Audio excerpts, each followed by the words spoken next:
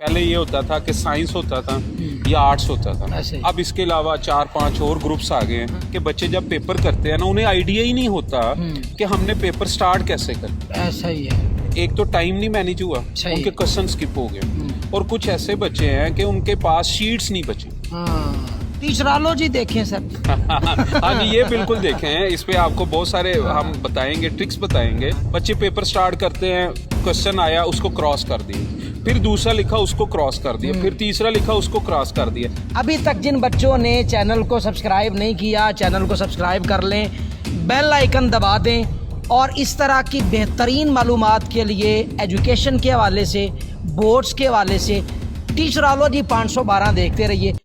Dear students, ये मुकम्मल video देखने के लिए टीचरालॉजी 512 यूट्यूब चैनल और टीचरालॉजी 512 फेसबुक पेज को विजिट कीजिए। और एक बात याद रखिए, मैट्रिक का रिजल्ट अब आ चुका है। फर्स्ट ईयर सेकंड ईयर वाले इंतजार कर रहे हैं। हमारे चैनल के साथ जुड़े रहे ताकि आप लोगों को ऑथेंटिक मालूमात मिलती रहे। अब ये वीडियो मुकम्मल देखिएगा ताकि आप लोगों को पता चल सके कि आप लोगों ने कौन कौन सी गलतियां कर ली हैं, अब उनका हल क्या है और हमें कैसे करना चाहिए। फौरन वीडियो देखिए जाके।